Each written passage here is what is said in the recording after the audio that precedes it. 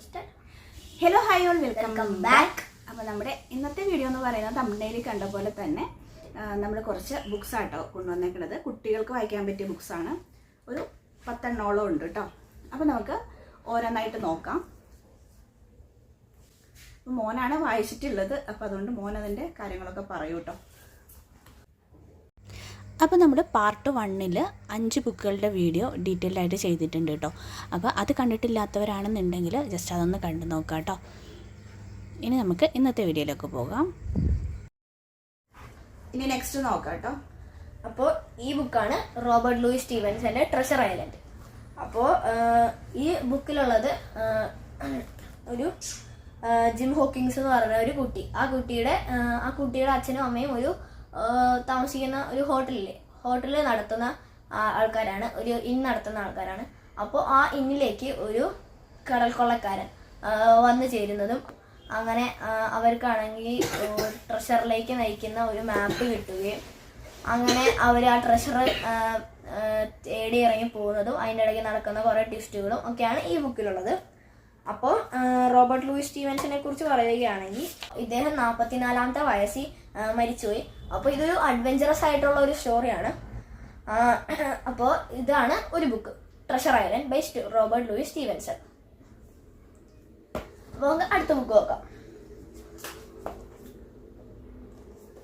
ഒരു ട്രഷർ ഐലൻഡിന്റെ തന്നെ വേറൊരു ബുക്കുണ്ട്. ഇതിലും ഏകദേശം സെയിം ആയിട്ടുള്ള കഥയാണ് പറയുന്നത്, പക്ഷെ ഇത് ഇത്തിരിയും കൂടെ കൂടുതലായിട്ട് ഇതിൽ പറയുന്നുണ്ട്. ഇതിൽ ബ്രീഫായിട്ടാണ് കഥ പറയുന്നത്. ഇതെന്റെ ബർത്ത്ഡേക്ക് എനിക്ക് ഗിഫ്റ്റ് കിട്ടിയതാണ്, ഫ്രണ്ട് കൊടുത്ത ഗിഫ്റ്റ്. അതെ. ഇനി അടുത്തത് PM സിദ്ധാർത്ഥന്റെ സ്റ്റീഫൻ ഹോക്കിങ്സ് എന്നുള്ള ബുക്കാണ്. അപ്പോൾ പ്രപഞ്ച സൈദ്ധാന്തികൻ സ്റ്റീഫൻ ഹോക്കിങ്സിന്റെ ജീവചരിത്രമാണ് ഇത് ഈ ബുക്കിലുള്ളത്. സ്റ്റീഫൻ ഹോക്കിങ്സിനെ എല്ലാവർക്കും അറിയാമായിരിക്കും. പ്രപഞ്ച സൈദ്ധാന്തികനായിരുന്നു അദ്ദേഹം.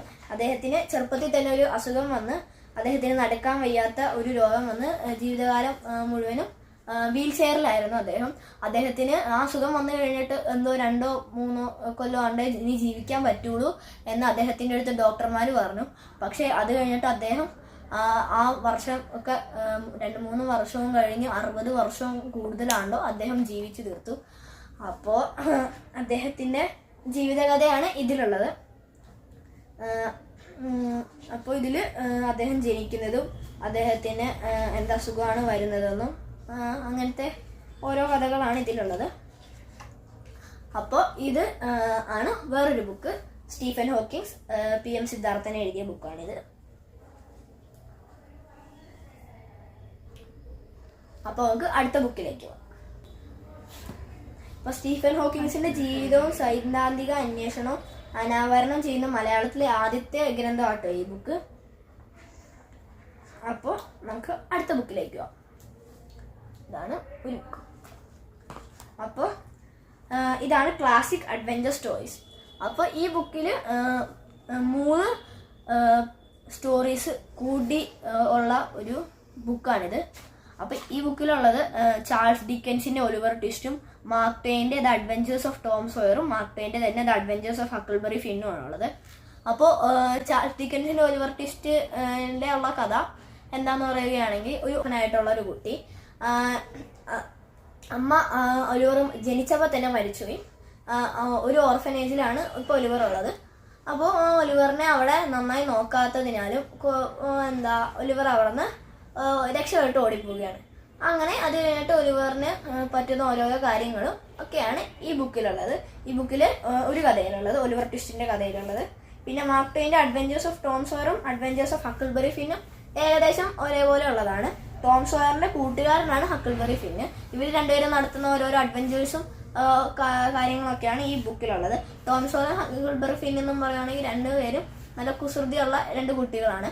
അപ്പോൾ ഇവര് നടത്തുന്ന ഓരോരോ അഡ്വഞ്ചേഴ്സാണ് ഈ ബുക്കിൽ ഉള്ള ബാക്കി 2 കഥകളിൽ പറയുന്നത്. അപ്പോൾ ഇതാണ് വേറൊരു book, classic adventure stories, the adventures of Tom സോയറും ദ അഡ്വഞ്ചേഴ്സ് ഓഫ് ഹക്കിൾബറി ഫിന്നും മാർക്ക് ട്വെയിൻ്റെ ഈ 2 ബുക്കുകളും പിന്നെ ചാൾസ് ഡിക്കൻസിന്റെ ഒലിവർ ട്വിസ്റ്റും ഉള്ള ഇതെല്ലാം 3 ബുക്കുകളും കൂടി ചേർന്ന ഒരു ബുക്കാണ് ദ അഡ്വഞ്ചേഴ്സ് സ്റ്റോറീസ് എന്ന് പറഞ്ഞ ക്ലാസിക് അഡ്വഞ്ചർ സ്റ്റോറീസ് എന്ന് പറഞ്ഞ ഈ ബുക്ക്.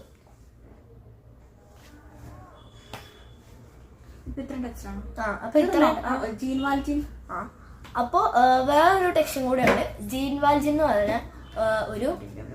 അപ്പോൾ അതാ ഇവിടെ കാണിച്ചിട്ടുണ്ട് ആ ബുക്ക്.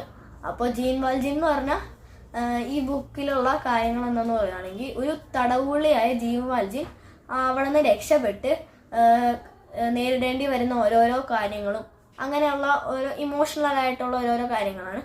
അദ്ദേഹം ശരിക്കും ഒരു തടവുള്ളിയല്ല, എന്തുകൊണ്ടാണ് കുറ്റകൃത്യം ചെയ്തതെന്നൊക്കെ ആ ബുക്കിലുണ്ട്. പിന്നെ അങ്ങനെ തന്നെ ഓരോരോ കാര്യങ്ങളും ഒക്കെയാണ് അതിലുള്ളത്. ഒരു ഇമോഷണൽ ആയിട്ടുള്ള സ്റ്റോറിയാണ്. അപ്പോൾ ഇത് ശരിക്കും പറഞ്ഞാൽ ഒരു ഫ്രഞ്ച് സ്റ്റോറിയാണ്. അതിനെ മലയാളത്തിലേക്ക് ട്രാൻസ്ലേറ്റ് ചെയ്തേക്കുന്ന ഒരു ബുക്കാണ് ഈ ജീൻ വാൽജിൻ എന്ന് പറഞ്ഞ ഈ ബുക്ക്.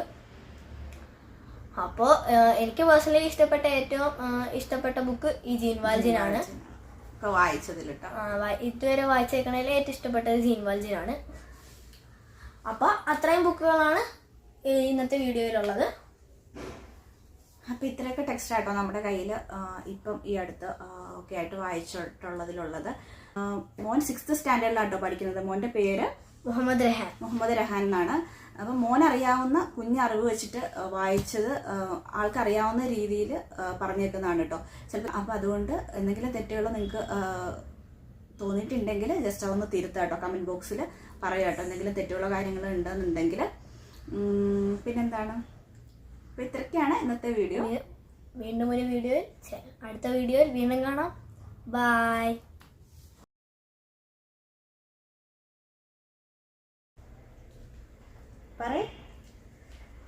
പറഞ്ഞു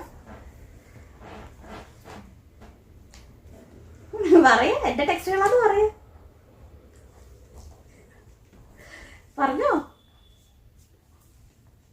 എന്തൊക്കെ ടെക്സ്റ്റാ കുഞ്ഞ് വായിച്ചിട്ടുള്ളത്? വായിക്കുന്നുണ്ടോ? ഇതൊക്കെ വായിച്ചിട്ടുള്ളതാണോ? വായിച്ചിട്ടില്ല. വായിക്കാതെയാണോ പറയാൻ പോകുന്നത്? വായിച്ചതുണ്ടോ കൊച്ച്? കൊച്ചു കുഞ്ഞു കുഞ്ഞു സ്റ്റോറീസ് അല്ലേ വായിച്ചിട്ടുള്ളത്? ഇനിയിപ്പോ വായിക്കാനുള്ള